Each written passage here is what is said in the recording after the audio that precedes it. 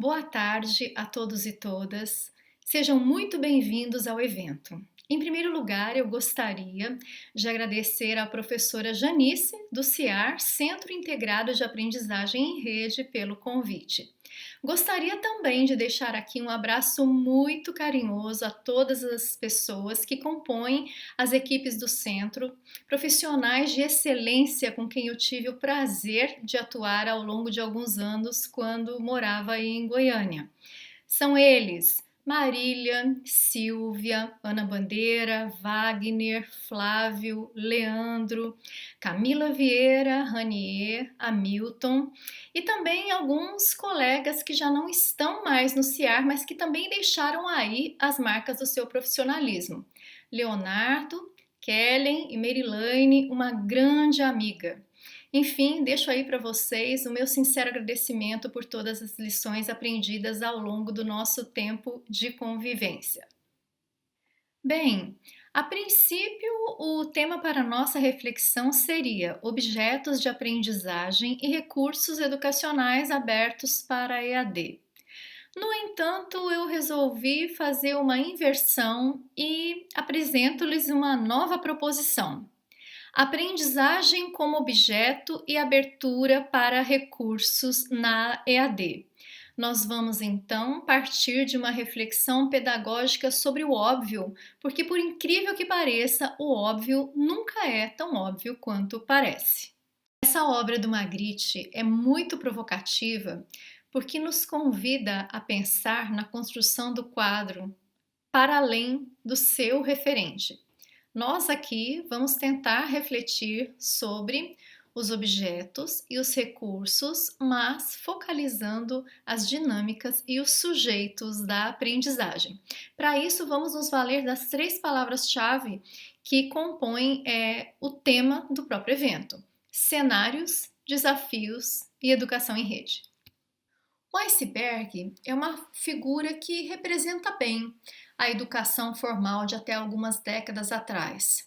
Fixa, robusta, suficiente, consistente e que, de alguma forma, atendia às demandas da sociedade. No entanto, quando nós paramos para pensar no contexto da contemporaneidade, que envolve o avanço tecnológico, o processo de globalização e as novas configurações geopolíticas, em certo sentido, nós podemos imaginar a água fervendo. E então nos perguntar, o que acontece com o iceberg quando a água começa a ferver? E é justamente no contexto dessa efervescência que nós nos colocamos diante de uma série de questões complexas relacionadas à educação. Os professores serão substituídos pelas máquinas? A educação à distância irá substituir a modalidade presencial? A aprendizagem ubíqua irá colocar em xeque a educação formal? Vejam, nós temos essas e um sem número de outras questões complexas. Mas uma obviedade que merece especial atenção, e lembrando que o óbvio nunca é tão óbvio quanto parece, é que nós precisamos aceitar que a educação online não é mais uma tendência, é uma realidade irreversível e, portanto, irresistível. E vale lembrar que todos os profissionais, quer sejam da área pedagógica, tecnológica, comunicacional, precisam estar envolvidos e comprometidos com o desenvolvimento de projetos que garantam a qualidade das ações desenvolvidas no âmbito da EAD. E por que é importante destacar isso? Porque, infelizmente, nas faculdades de educação, ainda existe uma postura de pedra, no sentido de fazer uma crítica muito contundente em relação à educação à distância. E poucos profissionais que se colocam no lugar de vidraça. E o que eu quero dizer com isso? Pessoas que assumem compromisso com o desenvolvimento de ações de qualidade. Obviamente, nós reconhecemos que A maioria dos profissionais tem um sério compromisso com uma crítica coerente e consistente que procura evitar a transformação da educação à distância em distância da educação. E isso é compreensível e perfeitamente legítimo. Mas agora, né, nós precisamos, além dessa postura crítica, ter mais pessoas envolvidas em parcerias que consigam efetivamente garantir o desenvolvimento de projetos inovadores. Então, esse desafio é um desafio muito importante porque, se a crítica teórica é fundamental, as práticas colaborativas também são. E precisamos então promover um diálogo construtivo para que nós possamos dar conta de tantos desafios que se colocam diante de nós na atualidade. Ainda sobre cenários, vale lembrar que a pandemia trouxe a lume pelo menos duas obviedades. A primeira é que não faz mais o menor sentido se opor à educação online, porque, de certo modo, ela se transformou de problema em solução. E a segunda, que fica cada vez mais evidente, é o descompasso entre a dinâmica da educação formal e a dinâmica interativa das relações humanas no que diz respeito à aprendizagem sobre o próprio vírus. Quando nós nos deparamos com as mensagens, áudios, vídeos, infográficos, todo tipo de informação que circula nas redes sociais e os modos como as pessoas aprendem rapidamente, aprendem com interesse, aprendem com disposição. Enfim, nós vemos que existe alguma coisa que não está funcionando bem no modus operandi das escolas e das universidades. E para pensarmos um pouco sobre os desafios e mais projetos de aprendizagem, os recursos educacionais abertos, eu gostaria de trazer o Vygotsky e alguns elementos da teoria histórico-cultural. E por quê? Para Vygotsky, a educação é reequipamento. Reequipamento porque ao longo do processo de desenvolvimento, o sujeito se apropria de novos instrumentos e ferramentas e pode, assim, transformar a sua realidade circundante. E ao transformar o mundo, transforma-se a si próprio. Temos na teoria histórico-cultural um conceito central, que é o conceito de mediação, mediação simbólica, mediação social, mediação instrumental. E temos aí, nas redes do ciberespaço do nosso tempo, uma expressão exata daquilo que ele propunha há tantas décadas atrás. E esse conceito de mediação, ele é fundamental porque quando nós pensamos na ideia de órgãos funcionais, ou seja, quando nós unimos ou conectamos as nossas capacidades humanas ao uso de tecnologias, a ideia de ampliação, ela não se torna incorreta, mas ela se torna incompleta para nós pensarmos os processos de aprendizagem e desenvolvimento. E eu estou dizendo isso porque geralmente quando nós pensamos nos recursos e nos objetos, geralmente, ou até nas plataformas, geralmente nós temos as palavras aumentar as possibilidades de aprendizagem, ampliar as oportunidades de ensino. E essa ideia de ampliação e de amplificação, ela na realidade não dá conta daquilo que a teoria e que a própria prática nos revela, que é a transformação. Então, mais do que nós pensarmos em ferramentas de ensino, objetos e recursos de aprendizagem, nós precisamos pensar numa nova cultura de aprendizagem, e isso diz respeito aos sujeitos, em primeiro lugar, aos modos pelos quais eles aprendem, aos modos pelos quais eles se relacionam com o saber no contexto da contemporaneidade, né, e em todos os múltiplos espaços do ciberespaço. Então, quando nós pensamos dessa forma, vale lembrar o seguinte, que ainda que os recursos e os objetos sejam muito importantes, em primeiro lugar, nós precisamos pensar nos processos de aprendizagem e, a partir daí, fazer as escolhas dos recursos que se adaptam a essa nova cultura de aprendizagem, porque é um jeito diferente de aprender. Isso significa que, às vezes, do ponto de vista do ensino ou do ponto de vista do professor, nós podemos ter excelentes recursos, né? Muitos recursos, mas ainda assim não garantirmos ali no final do processo a efetividade relacionada à aprendizagem que tanto desejamos. E para isso nós vamos falar um pouquinho sobre dinâmica de aprendizagem. Bem, eu gostaria de falar agora sobre mais uma obviedade, a dinâmica de aprendizagem. E por que a reflexão sobre a dinâmica de aprendizagem é tão importante? Eu tenho explorado diversos recursos, diversos objetos e diversas plataformas, como professora e também como aluna. E eu tenho percebido que, em algumas situações, de fato, não existe um cuidado em relação a esses objetos, nem no que diz respeito à qualidade do conteúdo e muito menos à forma.